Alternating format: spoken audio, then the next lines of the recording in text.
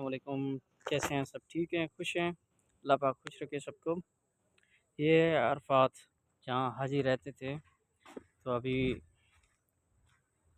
हज हो गया है तो क्लोजिंग हो रही है। ये सब इनको सबको साफ़ करना है बकेट से। तो हम देखने आए हुए हैं काम। ये देखें, ये वीआईपी के लिए है। जो वीआईपी होते हैं ना, उनके लिए खाना खाने की जगह होती है।